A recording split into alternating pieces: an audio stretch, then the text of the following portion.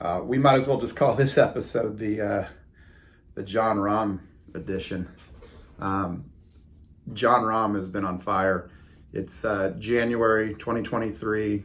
Today is Tuesday. The tournament at Torrey Pines starts tomorrow. So they're doing a Wednesday through Saturday start this week. So it's a 4-day tournament. And the reason they do that is because in football, both the conference championship games are on Sunday. So they don't want to compete against them. So here we are, Wednesday through Saturday. And as things stand right now, Rahm's the best player in the world. He's not the number one in the world because of the way the points are calculated, but he's the hottest guy going right now. He's won, I think, 3 out of the last 5 tournaments he's entered. So he won a DP World Tour event, and not as familiar with that. And then he won at the Century in Hawaii. He won last week at the American Express, which was in Palm Springs. And now he walks into Torrey Pines, where he didn't win last year. Last year he tied for 3rd, but the time before that was the U.S. Open. He won the U.S. Open. He's got 2nd at the Farmers in 2020, and then he also won it in 2017. So here we go for the weekend. Hottest player in the world, going into a course he loves and plays well in, and, you know, won a major championship there as well as the tournament itself. He's had a few good quotes this week. The best was at the last year at the tournament at the American Express. He was caught like on the mic. I don't know how they got him, but he was caught and he said, "Oh, this course is a piece of S. It's an effing putting contest." And he took a little heat for that. And so this year when he won, he was in the press box and, you know, he cracked a joke. And the joke was, "I don't have much to say. I'm just going to say that I'm glad I came back and won the putting contest this year." So, you know, a little humor from the big Spaniard. But yeah, man, the guy's been on fire. He had some, what I think are some sane words about the Live Tour. And I'll just read you that quote here. Let me just pull this up. This is what he said about Live. "I hope we are past the pettiness between the tours and we can try to figure out a way to make the best situation we can make it. That would be my point of view. There's no need to throw shade towards them, and there's no need for them to throw shade towards the PGA Tour. I think it can be done. And at this point, just put out the best product and let's see who lasts longer. If you're so confident yours is the best, you shouldn't be trying to battle or an argument that doesn't make any sense." Perfectly said. Like I'm not going to interject my personal opinion into Live versus PGA, but I don't know. There just seems to be a lot of talk on both sides, and people don't seem to like one another, you know, just from the outside casual observer. Well, I'm more than casual, but, you know, just looking at it from the outside. So I like what he was saying there, and I agree with that. So, okay, let's get to Torrey this weekend, tomorrow, Wednesday. I'll be out there on Friday, so I'm looking forward to that. I got a good viewing area where I can watch everybody tee off, so I'll be able to capture some golf swings and put that on the Golf BPM stuff as well. But yesterday, Monday, wait, is it Tuesday? Yeah. Yesterday they had the final play-in tournament, and there's 4 dudes who made it. Caleb Sherratt, Harrison Kingsley, Spencer Levin, and Robert Garrigues.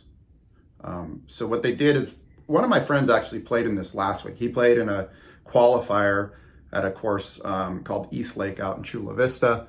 And I guess maybe the top 2 or 4 from that tournament. And there was probably like 6 qualifiers like that.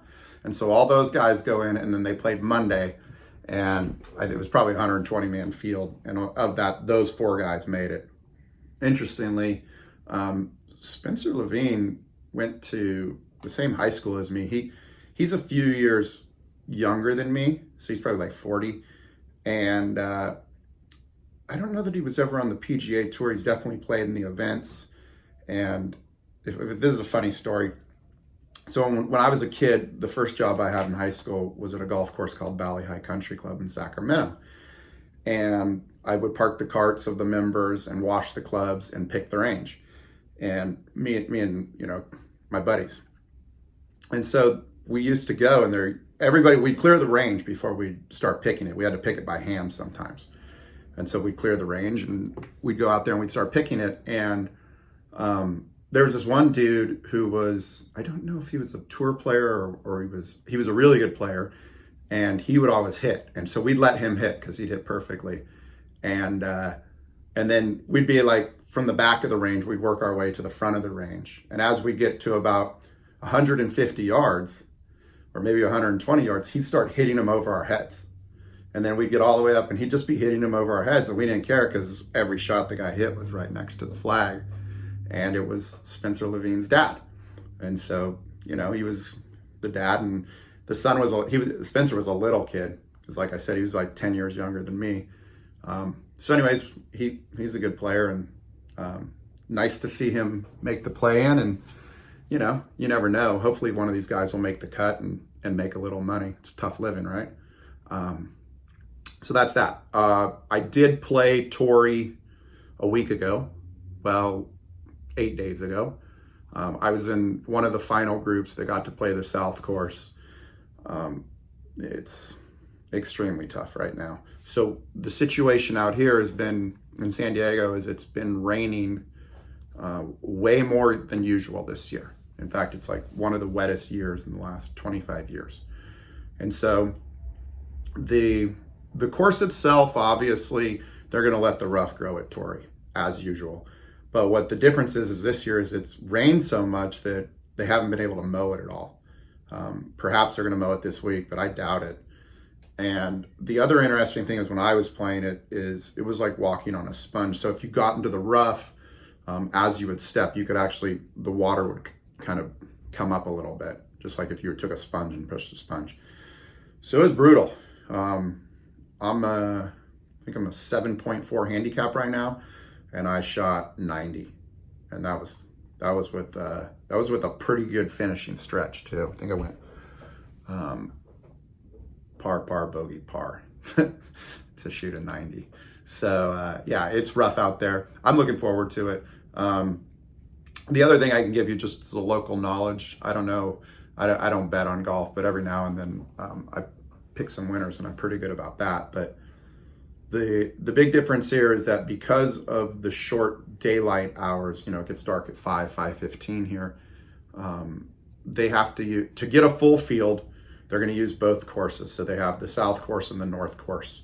The North course is significantly easier, particularly for the PGA guys. So that allows them to have a huge field. So Wednesday and Thursday.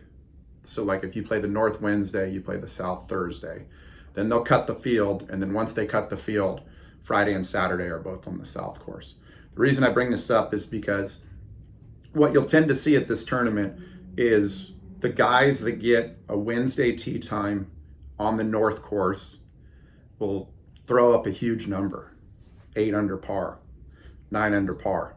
And then the next day, and then the guys that play the South course, sometimes the lowest score will be 1 or 2 under. So just keep that in mind, because a lot of times these guys will go out, they'll shoot 8 under par on the North course. The next day they go out, they shoot 2 under par on the South. They're 10 under par. You'll see a lot of the guys that start on the South course, they get beaten up the first day, and then they don't make up as many strokes on the North course. So just something to keep in mind.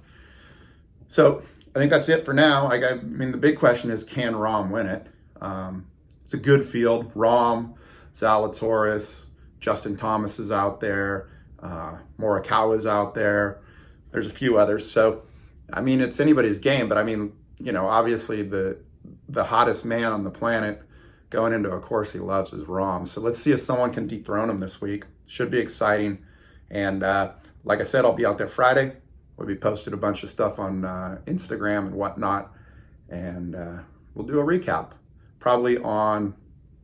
Maybe on Sunday, but probably Monday. I'm a huge Niner fan, so we'll see how it goes with the football and give you a recap, and that's it for the day. Hey, it's Jeremy Callahan, and thanks for listening to This Week in Golf. Make sure and hit subscribe so you can get all the latest news and analysis from Golf BPM.